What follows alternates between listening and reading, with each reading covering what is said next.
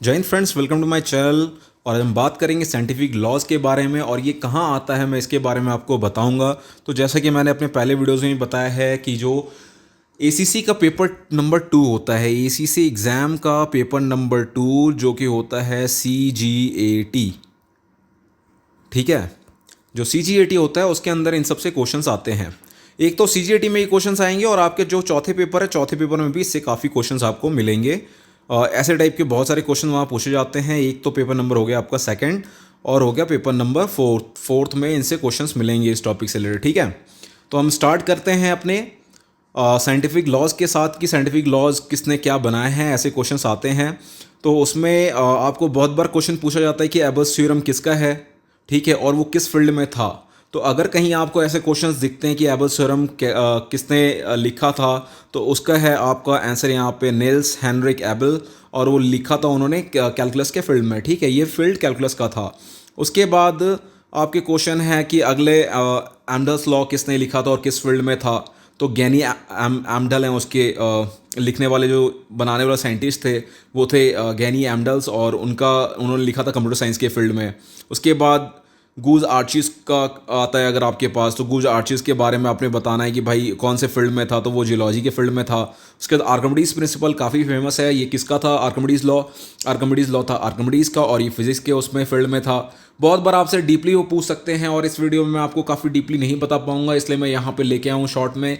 और अगर आप इसके बारे में ज़्यादा जानना चाहते हैं तो आप गूगल सर्च भी कर सकते हैं। अगर कोई इंटरेस्टेड है नोट्स के लिए, तो CGAT के नोट्स मेरे पास ऑलरेडी रेडी हैं, मैं नोट्स भी उनको प्रोवाइड कर सकता हूँ आने वाले 1 to 4 या 1 to 5 के लिए। इसके बाद चलते हैं हम अगले क्वेश्चन के ऊपर। अगला क्वेश्चन आपसे पूछ सकता है कि एवोगैड्रोज लॉ कौन से फील्ड में था, तो ये थर्मोडायनेमिक के फील्ड में था, ठीक है। बेल्स थ्योरम किसने लिखा था, जॉन स्टुअर्ट बेल्स ने लिखा था, ये है क्वांटम मैकेनिज्म के फील्ड में। बैनफोर्ड लॉ के बारे में पूछ सकते हैं, अगर पूछते हैं तो मैथमेटिक्स के फील्ड में लिखा था। बैनफोर्ड लॉ क्या है, अभी कभी कभी डेफिनेशन ही पूछ देता है कि बैनफोर्ड लॉ क्या है। जैसे अभी बर्नौलिस थ्योरम है, तो बर्नौलिस प्रिंसिपल, बर्नौलिस थ्योरम के बारे में क्वेश्चन आया था कि बर्नौलिस थ्योरम में क्या होता था, ठीक है। ओके, इसके बाद ये कौन से फील्ड में था, फिजिक्स और साइंस के फील्ड में है। फिर बायोट सावर्ट्स लॉ हो गया, इसके बारे में पूछा तो आप बता सकते हैं इलेक्ट्रोमैग्नेटिक और फ्लूइड डायनामिक्स के ऊपर में है। बट ये जो आपको इसके लॉज हैं, अगर लॉ आप पढ़ना चाहते हैं तो आप नेट को फॉलो करें, नेट पे आपको मिल जाएंगे लॉज क्या हैं। आप अपने कॉपी में नोट डाउन कर सकते हैं, अपने कॉपी में सारे लॉज को आप नोट डाउन करो और फाइंड आउट कर लो। एक बार पढ़ोगे तो भी याद हो जाएगा, एक बार नहीं तो 2-3 बार अगर आपने पढ़ लिया तो आपको पता चल जाएगी लॉ के बारे में है क्या क्या। बिकॉज फील्ड के अलावा क्वेश्चन लॉ से भी दे सकते हैं। लाइक अगर तुम्हें वहाँ पे वो लॉ लिख देते हैं कि भाई ये मूवमेंट ऑफ इनर्शिया का लॉ है, ठीक है, तो अगर ये कभी होता है कि वो पूरा लॉ वहाँ पे लिख देते हैं, उसके बाद आपसे पूछते हैं कि भाई इसका किसने, कौन से साइंटिस्ट ने इसको इन्वेंट किया था, किसने बताया था इस लॉ के बारे में, तो वो आपको पढ़ना पड़ेगा। उसके लिए पूरा डीप में जाना पड़ेगा, डीप में हर एक चीज़ के बारे में आप जाते रहेंगे तो आपको सारी चीज़ें पता चल जाएंगी। यहाँ पे बॉयज़ लॉ जैसे है, बॉयज़ लॉ के बारे में क्वेश्चन आ जाते हैं बहुत बार, वहाँ बॉयज़ लॉ लिखा रहेगा क्वेश्चन में, आपको आंसर में फाइंड आउट करना पड़ेगा भाई कौन सा लॉ है। कभी कभी लिख देते हैं वो बॉयज़ लॉ, पूरा लॉ लिख देंगे वहाँ पे, बोलेंगे भाई अब कौन से साइंटिस्ट ने इस लॉ को इन्वेंट किया था, ठीक है। कभी हो सकता है फिर वो पूछ दें आपसे कि थर्मोडायनेमिक्स के लिए जो लॉ था वो किसने लिखा था, तो ये आपको यहाँ से इनके सारे का जवाब यहाँ पे मिल जाएगा, ठीक है। उसके बाद ब्रैंडफोर्ड लॉ है, ब्रैंडफोर्ड लॉ कौन से फील्ड में लिखा गया था, ब्रैंडफोर्ड लॉ में क्या है, इसको आपको पढ़ना पड़ेगा बिकॉज यहाँ पे गिवन नहीं है, तो इसको अपना थोड़ा टाइम लगा के पढ़िए इसके बारे में। बट ब्रैंडफोर्ड लॉ अगर आप जाना चाहते हैं तो कंप्यूटर साइंस के बारे में है, ठीक है। फिर है बैलोट्स लॉ, बैलोट्स लॉ के बारे में क्या है, बैलोट्स लॉ किसके ऊपर लिखा गया था, तो ये मेटोलॉजी के ऊपर में है ये, ठीक है। किसने लिखा था, CSD बोइस बैलोट ने लिखा था ये। उसके बाद आगे चार्ल्स लॉ आ गया, चार्ल्स लॉ किसने लिखा था, चार्ल्स लॉ काफ़ी फेमस है, थर्मोडायनेमिक्स के लिए चार्ल्स लॉ लिखा गया था, ठीक है। किसने लिखा था, जैक्यूस चार्ल्स ने लिखा था इसको, ठीक है। उसके बाद सुब्रमण्यम चंद्रशेखर, इन्होंने कौन सा लॉ लिखा है, ठीक है। चंद्रशेखर लिमिट इस लॉ का नाम है, ये लॉ है एस्ट्रोफिजिक्स के बारे में। कोलम्स लॉ आप लोगों ने पढ़ा होगा अपने 10-12 के पेपर में, कोलम्स लॉ काफ़ी ही इंपॉर्टेंट होता है। कोलम्स लॉ के बारे में किसने लिखा था, ठीक है, किस फील्ड में था, फिजिक्स के फील्ड में, तो सभी को पता है, ठीक है। क्यूरियस लॉ क्या है, क्यूरियस लॉ किसने लिखा था, ठीक है, पेरी क्यूरियस ने लिखा था, ये फिजिक्स के फील्ड में है।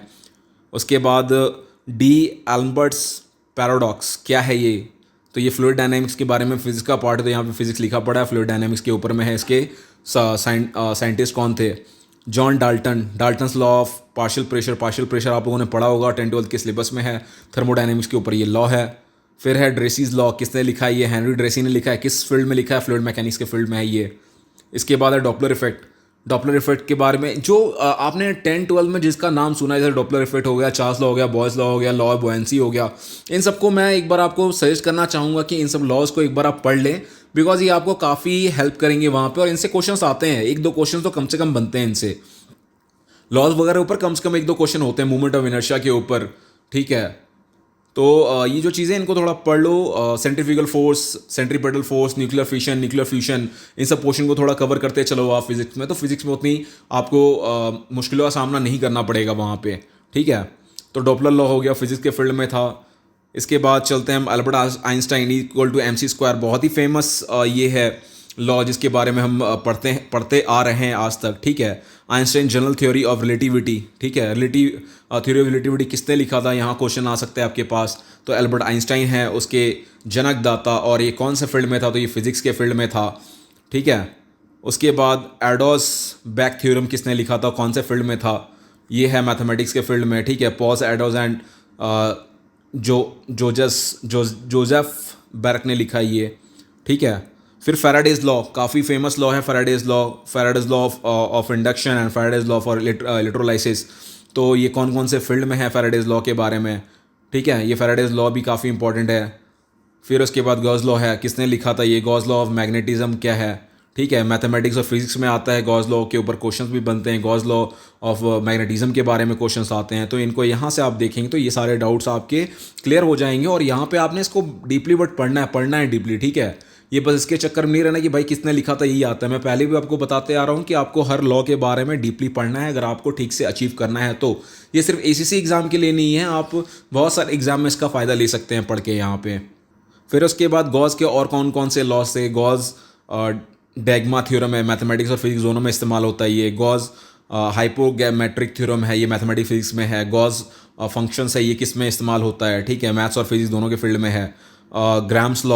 ग्राम्स लॉ काफ़ी फेमस है, थॉमस ग्राम्स में लिखा था इसको, और थर्मोडायनेमिक्स के ऊपर है ये। तो ये तो हमारे बचपन में हमने पढ़ा है, बट हो सकता है आपको चीज़ें सारी याद ना हो, बट एक बार अगर आप देखोगे तो सारी कुछ चीज़ें मगअप हो जाएंगी आपको। तो आपको उतनी डिफ़िकल्टीज़ का सामना नहीं करना पड़े, बिकॉज ये आपकी पढ़ी हुई चीज़ें हैं, ठीक है। उसके बाद ग्रीम्स लॉ है, किस चीज़ के फील्ड में लिखा हुआ है उसके बारे में पढ़ना है यहाँ पे आपको, लिंगोस्टैटिक्स के फील्ड में है ये। फिर जॉन एल गुस्टाफॉस, क्या लॉ लिखा था इन्होंने कंप्यूटर साइंस के लिए लिखा था, जो कि गुस्टाफॉन्स लॉ के नाम से फेमस है, ठीक है।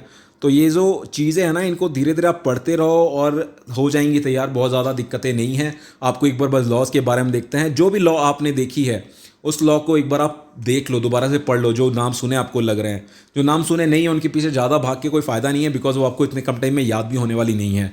तो मेरा सजेशन यही होगा कि आप टाइम वेस्ट ना करें, बिकॉज आपके पास बहुत ही कम टाइम बचा है फिलहाल वाले ACC एस्पिरेंट्स के लिए। और जो 1 to 5 दे रहे हैं उनके लिए तो भाई टाइम है, वो तो पक्का आप पढ़ के जाओ यार, क्योंकि आपको पता है चीज़ें क्या पढ़नी है, तो अपने टाइम को वेस्ट नहीं करो। आप फर्स्ट क्लास अपना एक नोट्स बनाओ, नोट्स में लिखते जाओ चीज़ों को, वो आसानी आपको एग्ज़ाम के दिन होती है, बिकॉज एग्ज़ाम से पहले आपको उतना टाइम मिलते नहीं है पढ़ने के लिए, ठीक है।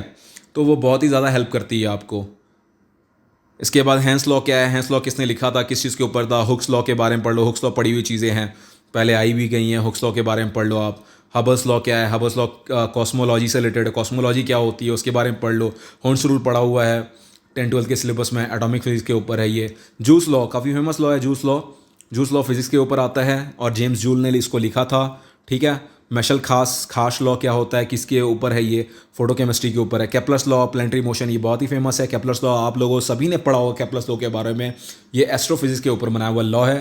तो इन सब जो आपने नाम सुना है उस नाम को पक्का पढ़ो, उस नाम को वेस्ट मत करो, बिकॉज वो उनसे ही क्वेश्चन आते हैं यार। उतने ACC के पेपर टफ नहीं होते हैं, ठीक है, जितना आप सोचते हो यार बगैर दिए कि पेपर इतना टफ होगा। सारी कुछ रिलेवेंट है आपके, सारी कुछ पढ़ाई से रिलेवेंट चीज़ें आती हैं, ठीक है। तो किरचॉफ्स लॉ हमने पढ़ा है पहले, किरचॉफ्स लॉ को पक्का पढ़ना, ठीक है। कोप्स लॉ पढ़ा हुआ है, कोप्स लॉ को पक्का पढ़ना। थर्मोडायनेमिक लिए कोप्स लॉ में क्या चीज़ें बताई गई हैं, जैसे फ्लेमिंग्स लेफ्ट हैंड रूल है, फ्लेमिंग्स राइट हैंड रूल है, किसने बनाया था फ्लेमिंग्स लेफ्ट हैंड और राइट हैंड रूल को, ठीक है। तो ये सारी जो क्वेश्चंस हैं इनको पक्का पढ़ना। सरफेस केमिस्ट्री के लिए कौन सी लॉ बनी है, किसने बनाया है उसको, इसके बाद हो सकता है आपको क्वेश्चन वो ऐसे दे दे कि लैप्लेस ने कौन कौन से लॉज लिखे थे, ठीक है। A B में ऑप्शन दे दे, Laplace transform, Laplace equation, Laplace operator, Laplace distribution, ठीक है।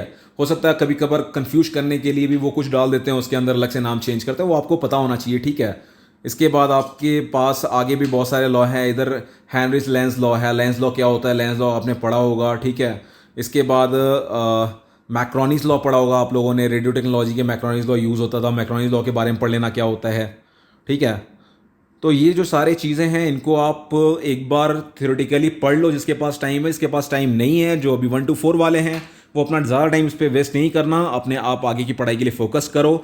और एक बार इनको ध्यान से आपने देख लिया तो काम हो सकती हैं। बट हाँ, जो आपकी पढ़ी हुई लॉ हैं उनको एक बार मैं बोलूँगा आपसे कि पक्का उसको एक बार आप पढ़ लो, वहाँ पे उससे आपको काफ़ी हेल्प मिल जाएगा, ठीक है। बिकॉज ये दोनों पेपर में आपके साइंस और फिजिक्स की चीज़ें आती हैं, जो आपके पेपर नंबर 2 हैं और जो पेपर नंबर 4 है। तो आपको यहाँ पढ़ लेना काफ़ी ही ज़्यादा अच्छा होगा इस चीज़ के ऊपर, ठीक है। और अगर किसी को, मैंने पहले ही बताया, अगर किसी को चाहिए नोट्स, CGAT के नोट्स तैयार हैं, तो वो गिवन नंबर पर कांटेक्ट कर ले। नंबर मैं दोबारा से यहाँ लिख देता हूँ एक बार, और नंबर यहाँ पे लिख देता हूँ मैं। नंबर यहाँ आपके स्क्रीन पे आपको दिख जाएगी। सॉरी, ये राइट नहीं था, एक सेकंड में दोबारा से लिख देता हूँ। अगर किसी को नोट्स वगैरह चाहिए CGAT वगैरह से रिलेटेड या IC से रिलेटेड इंग्लिश की, तो यहाँ पे इस नंबर पे, गिवन नंबर पे आप कांटेक्ट करो, आपको नोट्स प्रोवाइड करवा दी जाएंगी। अगर आपको ये मेरा वीडियो अच्छा लगा हो तो please do like and subscribe my channel. Thanks for watching my video. जय हिंद।